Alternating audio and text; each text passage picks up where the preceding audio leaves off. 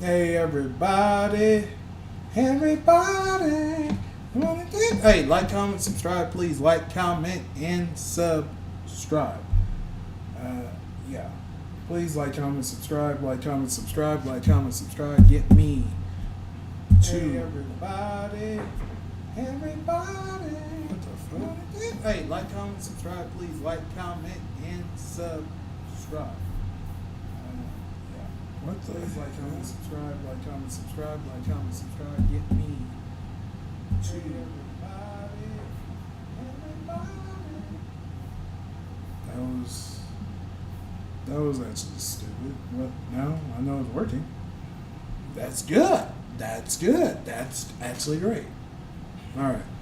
I was going to talk about Matt Mates. We're going to talk about him a little bit too, but we're going to talk about the diddler.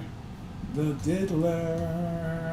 Okay, that was great. All right, let's see.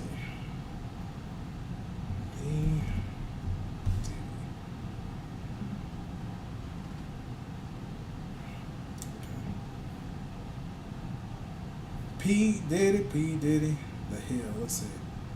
Let's see what they say about P. Diddy. Hey, check this out. So I stopped buying random lotto tickets and started doing this instead.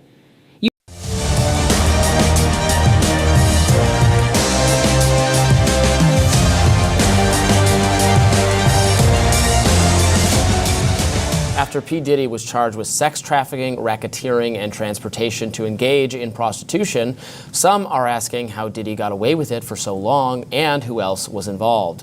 The charges stem from what Diddy called, quote, freak-offs, which allegedly included days-long coerced sex acts in hotel rooms that Sean B. Diddy Combs orchestrated and recorded. Now, Diddy seemingly described these freak-offs during a Conan O'Brien interview back in 2002. Let's take a listen to Diddy's response after Conan asked him how to throw a killer party.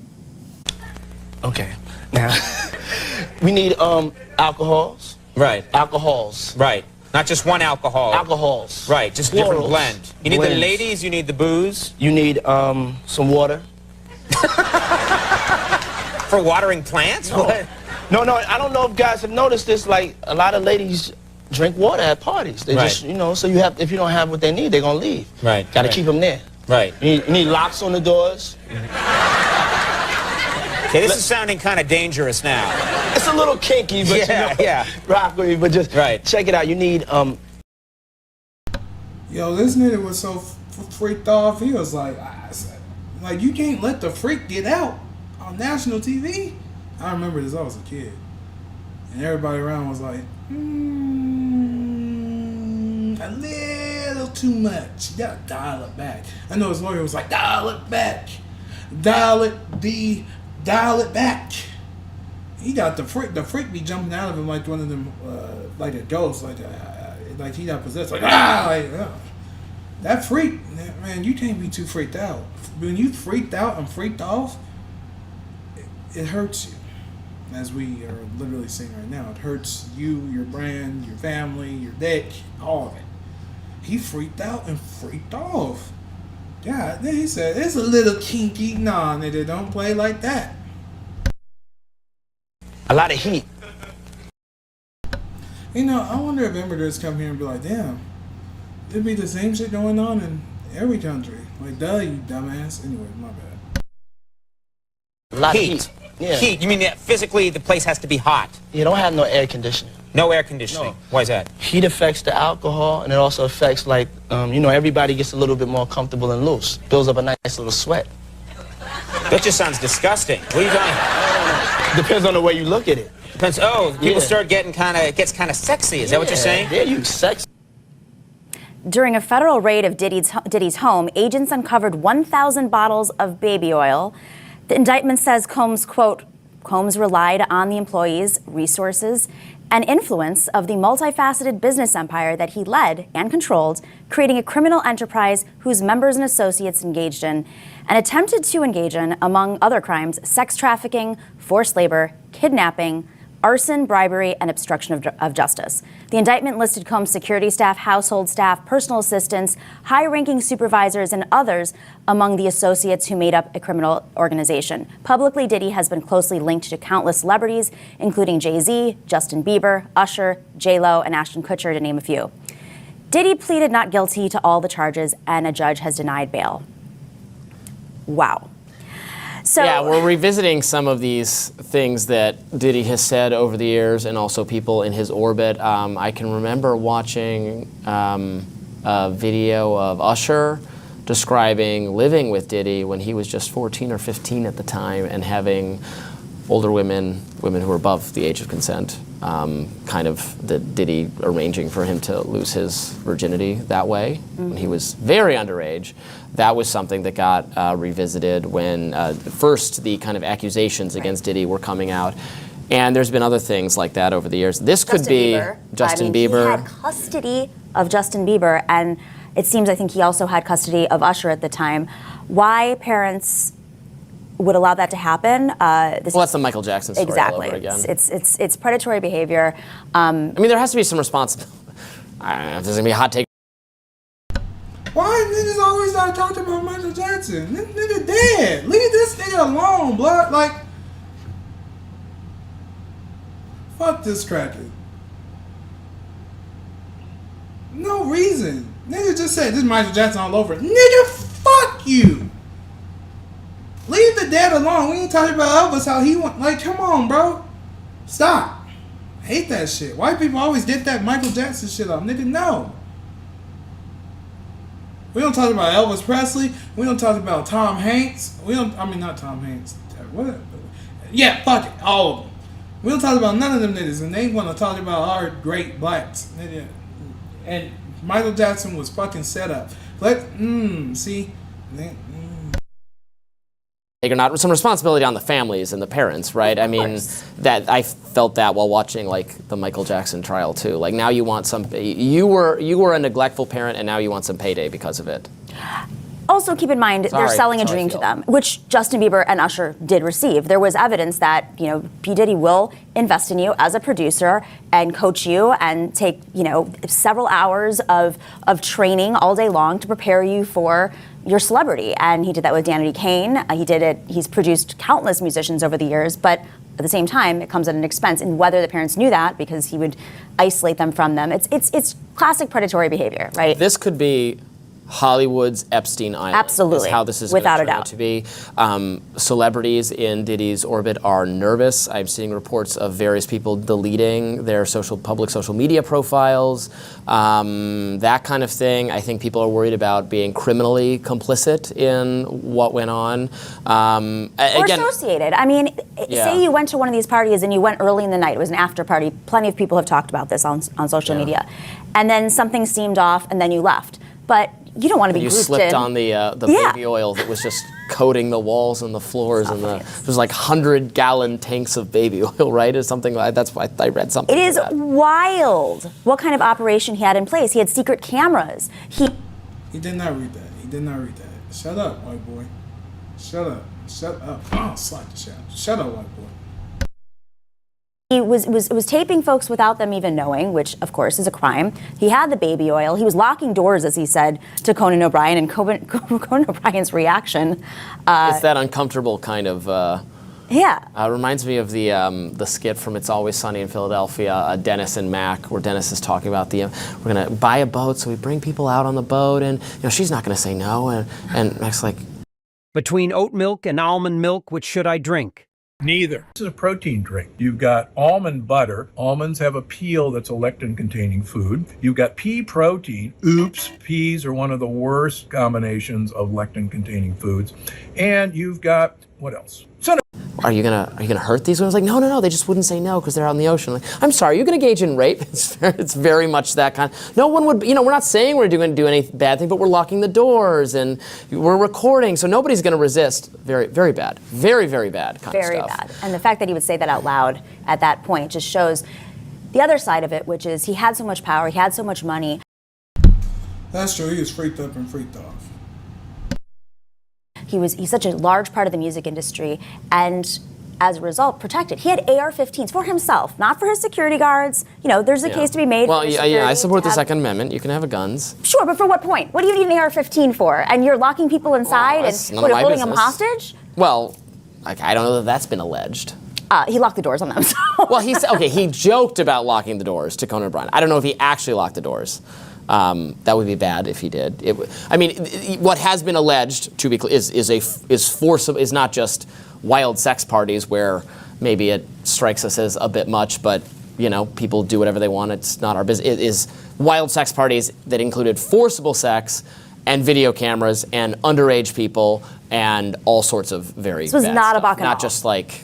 This was not a bacchanal after party. This was something that affected people who are underage, plenty of women. We saw that video of him beating Cassie, and now there are reports from his former bodyguards saying that they often had to break him apart from other women that he had dated over the years, and other behaviors where there was a report that he had urinated in a pitcher, and Tupac's ex-girlfriend had grabbed the pitcher, who's Quincy Jones' daughter, and was about to drink it, thinking it was beer, and the bodyguard had to step in, and Diddy clearly did not intervene. That also reminds me of a It's Always Sunny in Philadelphia skit where Charlie keeps accidentally drinking urine because he keeps getting handed bottles of... And anyways, neither here nor there. If the viewers have seen this, you'll know what I'm talking about. That's awful, and he should be locked up based on that basis. It's psychotic behavior, and the fact that it can go unchecked for that long, or that the bodyguards have to basically act as buffers when they know, and maybe that's why they're being charged with being complicit in that they're employed, they know, they intervened in some situations, but they never went to authorities. And how many people may have not even realized the scale of this and how organized it was, because it is run. Going back to that wrong time, white boy. Wrong time. Wrong time. That's all I'm gonna say. By as an operation, just as Epstein was, and that was going on since 2002. Yeah, it's going on for the last 20 years. One thing we're learning: the 2000s, not great. Well, not great in terms of sex trafficking. Yeah. Sex trafficking, how young women were portrayed in the media. I mean, we hear these stories about how Paris Hilton was sent to that camp and then she was abused. You hear the stories of other women in the music industry who were abused by people like P. Diddy and others. It was a really rough time, and there was very little oversight. And I just want to know why the authorities took so long when these weren't necessarily secrets, as we're learning. Why did they? It's one thing for the music industry not to police itself, because there's a lot of money in this on the other end. But the law enforcement knew about much of this for years and years. What took them so long? Well, now he's facing a potential life in prison sentence from all of these charges: sex trafficking, racketeering, prostitution, et cetera, and so on. So we will, I'm sure, be covering this. And for 50 Cent has a documentary coming out about it on Netflix. Really? About his deal.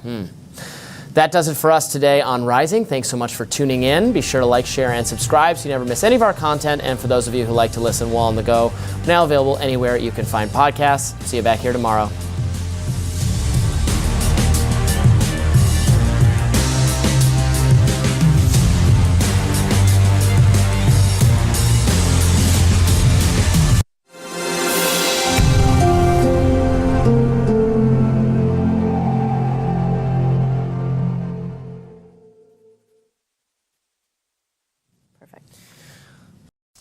Most people have no clue that in 2023, the best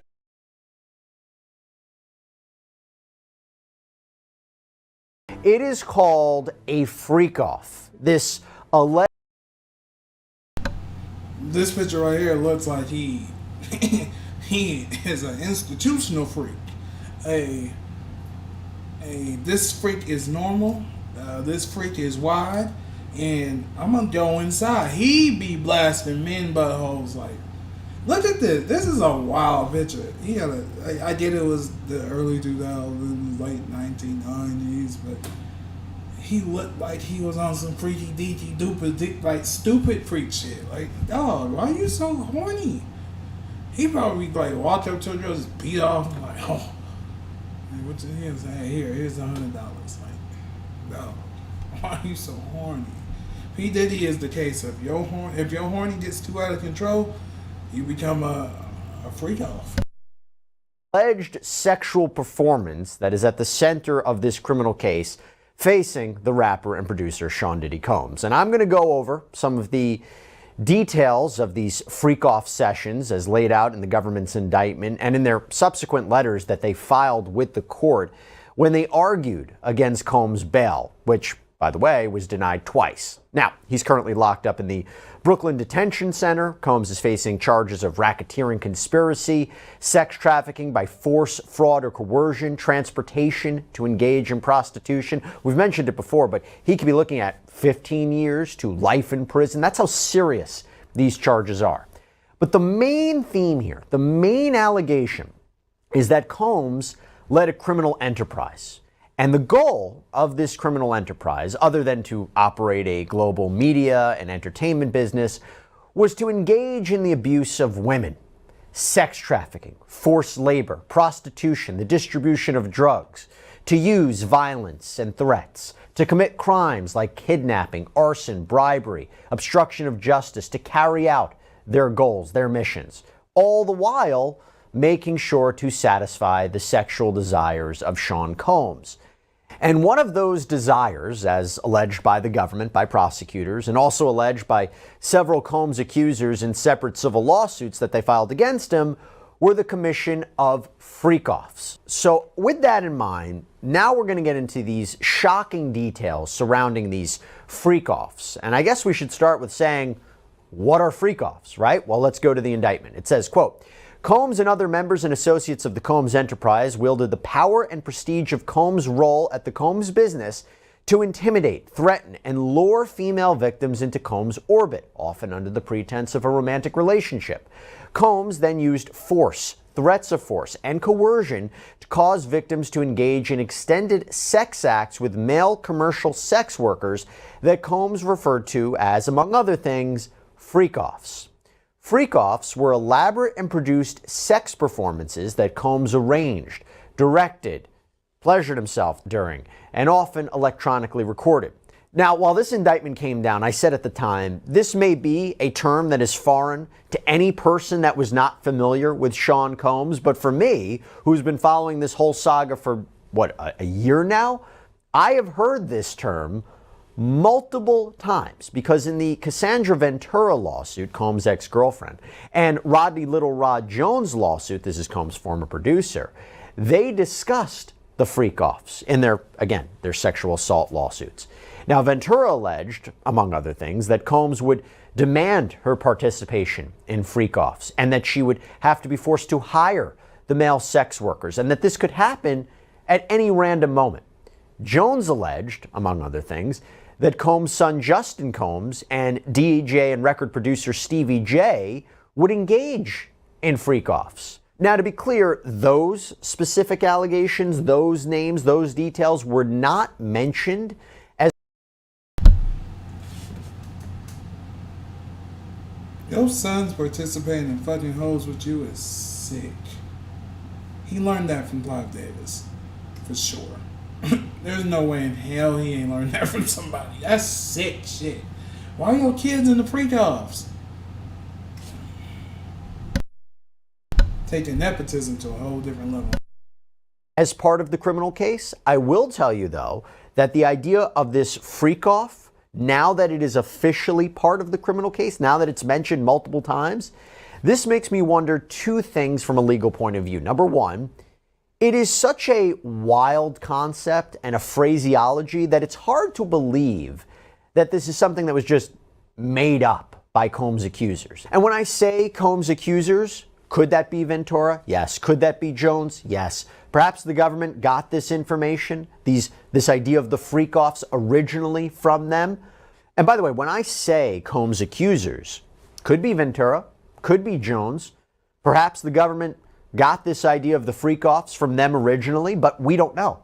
To be clear, we do not know for sure. We do not know who the accusers are, the victims are in this criminal case, who the government's witnesses are, whoever those people may be, because we don't know for sure who is cooperating with the government right now. But the bottom line is the idea of the freak-off, there's enough there to substantiate it that the government is moving forward with this. And again, it is so wild. It's such a wild concept to come up with that I wonder if an argument will be made that, look, jury, this has to be true. No one can honestly make something like this up. And as you'll see, it doesn't appear it was just witness testimony that corroborates the idea of the freak-offs happening, the existence of these freak-offs, but there's more, and I'll get to that. But this also leads me to a secondary point, that based upon what we are already seeing... What the fuck is this? If this is Pdiddy, he did all that shit. You can't find a this is crazy. The freak-offs happened and Pdiddy, I don't know how his dick ain't fell off. He was fucking men, women, others, children. Like, no one had sexual disease. He ain't got burnt. No one seen him coming to CVS like, hey, Diddy, how's it going, brother? Yeah, man, I'm just a little freaked off. You want to join? Nah, brother, I got a tuna sandwich. I gotta eat that. It is like, come join me next time. It ain't a party unless it's a Diddy party. And it was like, nah, brother, you got chlamydia. It's P. Diddy, you never got chlamydia, nigga? That nigga fucked you. Seeing from Combs' defense counsel during bail arguments, they may not deny that these freak-offs happened, or even that Combs called them freak-offs. They may say, yeah, you know what, he engaged in freak-offs. That's what he called them. But they were consensual. That's the idea. They were consensual. This is not a crime. And I want to explore that a little bit more. Let's explore a little bit more details of these freak-offs. So the indictment continues, quote, freak-offs occurred regularly, sometimes lasted multiple days, and often involved multiple commercial sex workers. During freak-offs, Combs distributed a variety of controlled substances to victims, in part to keep the victims obedient and compliant.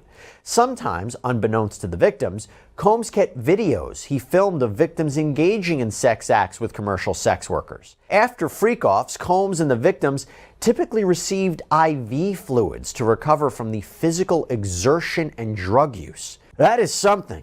And the government would allege that these freak-offs, they have been happening since 2009, that those drugs consisted of ketamine, GHB, ecstasy. Now, in terms of the defense of consent, the defense could say, well, these people knowingly and voluntarily took drugs, but if it's true that Combs kept videos that these participants didn't know about, that could be problematic for him, especially since we learned the government may have the goods to back all of this up. In their bail letter to the judge, they write, quote, the evidence against the defendant, which would be made public at trial, includes substantial evidence that is highly sensitive and has the potential to significantly and negatively impact the defendant's reputation. For example, dozens of video recordings created by the defendant of freak-offs with victims. I mean, we wondered what was collected by federal authorities after they raided Combs' homes in LA and Miami back in March. There were reports that they collected digital evidence. In fact, further on in the government's letter, prosecutors write, quote, setting aside devices seized in connection with the defendant's arrest, the government has obtained over 90 cell phones, laptops, cloud storage accounts, as well as over 30 other electronic and storage devices such as hard drives, thumb drives, cameras, and a surveillance system. The government also wrote, victim testimony regarding freak-offs is at times corroborated by other witness testimony, communications with the defendant and commercial sex workers, travel records, hotel records, videos of the freak-offs, and records reflecting or indicating payment. By the way, you're talking about evidence of freak-offs. Prosecutors revealed one other way that they can prove that these freak-off events happened, because in the government's bail letter, it states, the defendant arranged freak-offs with the assistance of members and associates of the enterprise, including employees of his business, and the hotel rooms where they were staged often sustained significant damages. So the prosecution's letter goes on to state that, for example, in approximately 2012 in Manhattan, the defendant paid over $46,000 to cover damages to a penthouse hotel room following a freak-off. Yeah. Now, I imagine the government plans to produce receipts of this, some documentation or witness testimony to corroborate that account, because it'll be tough for the defense to say, why else did that hotel room sustain allegedly $46,000 worth of damages if it wasn't for this wild sexual performance event? But again, you could see why the government's putting that evidence forward to suggest that these freak-offs occurred. Now, going back to that idea of consent. What the fuck? How are you fucking?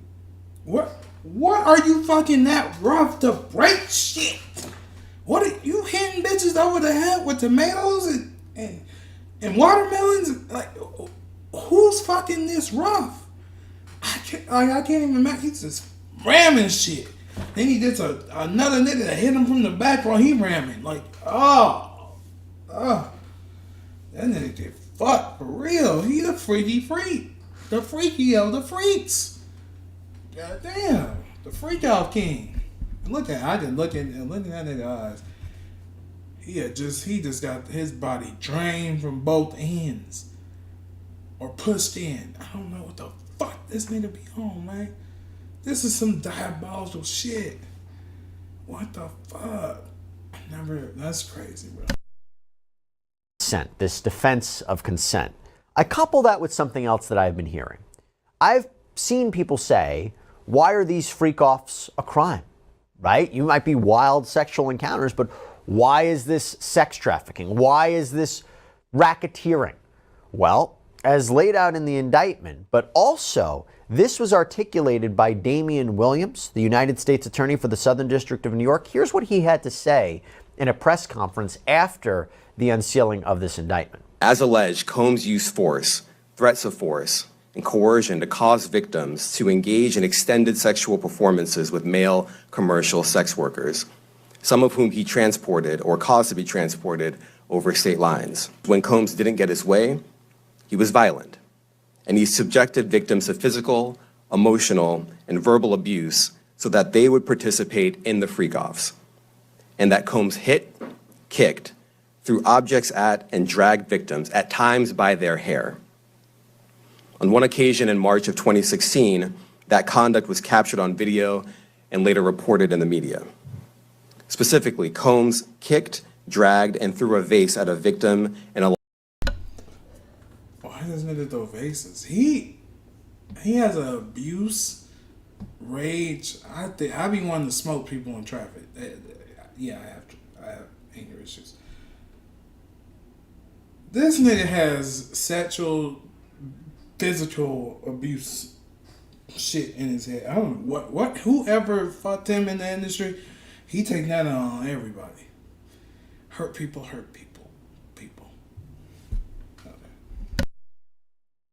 Los Angeles hotel when the victim was attempting to flee. As alleged, these assaults often resulted in injuries to the victims, which took days or weeks to heal. In addition to the violence, the indictment alleges that Combs threatened and coerced victims to get them to participate in the freak-offs. He used the embarrassing and sensitive recordings he made of the freak-offs as collateral against the victims. And that's the key. It's using power, violence, threats, coercion, force to get people to participate in sexual activity. That is illegal. Sex trafficking is when you use such methods for the purposes of commercial sex, usually over state lines. Commercial sex is when money is offered for sexual services or something else of value. And one of the things that the indictment mentions is how Combs would allegedly dangle promises of career opportunities or threatening to withhold financial support to get people to do what he wanted. Now, you heard Damian Williams mention that 2016 incident. So even if you hadn't been following the Combs legal saga for the past year, everyone saw that video that was published by CNN of Combs allegedly beating Cassandra Ventura back in 2016 at the Intercontinental Hotel in LA, all while wearing a robe. This is something that Ventura alleged had happened when she filed her lawsuit back in November of 2023. But when that video was released, we all saw with our own eyes what apparently transpired. And we know Sean Combs issued an apology on Instagram 2 days after the release of that tape. But how this ties to the freak off? Well, the allegation was the reason he was in a towel, the reason she was allegedly running away, the reason he allegedly beat her was because she was trying to escape a freak off. And as Ventura alleged, she was definitely trying to leave, but that nigga came down that with his dick out, with a towel. I don't know how he has precision. Okay, all right. Prosecutors say Combs tried to cover up this event. In the bail letter, prosecutors write, quote, when a member of hotel security staff intervened, the defendant attempted to offer the hotel security officer a stack of cash to ensure his silence. After the security guard refused the defendant's bribe and after coordination between the defendant and his employees, the defendant's staff contacted other members of hotel security. At the same time, staff members were in close communication with the victim of the assault as well, all in an effort to cover up the defendant's assault and to prevent the incident from being publicly disclosed. Within days of the incident, the surveillance video disappeared from the hotel's server. By the way, that brings me to another point about the freak-offs. How many people allegedly helped Combs do this? As the indictment reads, quote, members and associates of the Combs enterprise, including high-ranking supervisors, security staff, household staff, personal assistants, and other Combs business employees facilitated the freak-offs by, among other things, booking hotel rooms for the freak-offs, stocking the hotel rooms in advance with the required freak-off supplies, including controlled substances, baby oil, lubricant, extra linens, and lighting, cleaning the hotel rooms after the freak-offs to try to mitigate room damage, arranging for travel for victims, commercial sex workers, and Combs to and from freak-offs, resupplying Combs with requested supplies, delivering large sums of cash to Combs to pay the commercial sex workers, and scheduling the delivery of IV fluids. In or about March 2020, I've been interested in taking liquid IV. Let's not be harsh on that, okay? Liquid IV is good for you. This is not after you being pounded into smithereens. No, of course not. Come on now, people. During searches of Combs' residences in Miami, Florida, and Los Angeles, California, law enforcement seized various freak-off supplies, including narcotics, and more than 1,000 bottles of baby oil and lubricant. Wow. So assuming the government did in fact collect all of this evidence, again, I don't think there's a great defense for why someone would have that much baby oil and lubricant. So the defense will probably be like, yeah, my client engaged in these sexual sessions, but hey, that's not illegal on its face. Everyone agreed to it. It's all consensual. But here's the larger point. First, you can see how this supports the racketeering conspiracy charge that Combs faces, right? The idea that there was an agreement to create and further a criminal enterprise. Combs can't do this alone. Prosecutors need to prove he conspired with others in this criminal enterprise to break the law. So you see this alleged coordination between multiple people at his behest. But this also helps explain potential witnesses that may be working with the government. Those people that used to work for Combs, associated with Combs, help. People think that P. Diddy's an FBI informant or informant for some, there's offshore government agencies running all amok and shit. But I think he might have been infiltrated, and they're trying to take down the severity of Hollywood because they're like, all right, you done freaked out once too many times, freaks. Somebody's coming after you. It might be like the lady off of Marvel. She's like, I'm taking this shit and I'm tightening it up. You motherfuckers, y'all are loose cannons, and that's not good for business. And P. Diddy looked like he would just break a dude in half, bro. Pause. Sorry. Facilitate these alleged freak-offs that may now be key witnesses at a future trial. After all, what did the prosecution write in their letter to the judge? The government has conducted interviews with over 50 victims and witnesses many of whom saw or experienced the defendant's abuse. Many of these witnesses corroborate one another, and their accounts are similarly consistent with the other types of evidence discussed below. The government only expects that number to continue to grow, given that the investigation, which is now public, is ongoing. And we did another sidebar on the potential that people will come forward or take deals to cooperate with the government. You can check it out on our Long Crime YouTube page. But if you thought that all of that wasn't shocking enough when it comes to the freak-offs, I want to leave you with one final allegation regarding these freak-offs. He's not guilty. He's innocent of these charges. We know what the charges are going to be without seeing the indictment. It's going to be racketeering. It's going to be sex trafficking. It's going to be things along those lines. This is what we've been expecting since the search was in March. He, to his great credit, he voluntarily came to New York. Not a lot of defendants do that. He came to New York to basically engage the court system and start the case, and it'll start today. And he's going to plead not guilty, obviously. He's going to fight this with all of his energy and all of his might and the full confidence of his lawyers. And I expect a long battle with a good result for Mr. Combs. Sean Combs' world seemed to start unraveling last November when his ex-girlfriend, Cassie Ventura, filed a civil suit against him, claiming she was sexually and physically abused by Combs for years. She basically said she was terrorized by him. Combs settled that suit the very next day. It was pretty stunning. Then came an avalanche of other lawsuits. And one thing that has often been mentioned are Combs' sex parties. They're called freak-offs. The U.S. attorney discussed the freak-offs in a press conference. As alleged, Combs used force, threats of force, and coercion. Yeah, when he settled that fast, that was like, okay, this nigga definitely did this shit. Oh shit. Alright everybody, my bad. Pdiddy is definitely on the verge of collapse. His sons definitely did some freaky kinky Diddy shit too, and his sons are said to be abusive from reputable sources in LA. So we're gonna see how this unfolds. Like, comment, subscribe. Please like, comment, subscribe. Comment. Drive up them comments. Drive up them likes. I need at least 10 likes. I'm not even asking for a lot. 10 likes. 10 likes. On the shorts, give me 500 likes. Shorts, 500. Long video, 10.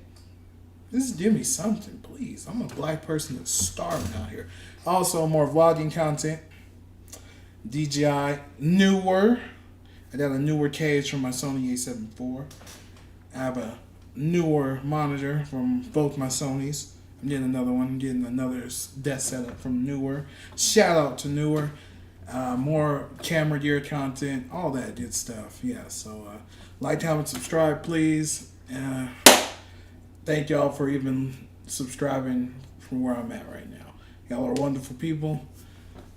Diddy is the diddler. That's all I have. Y'all have a great night or a great day. Wherever you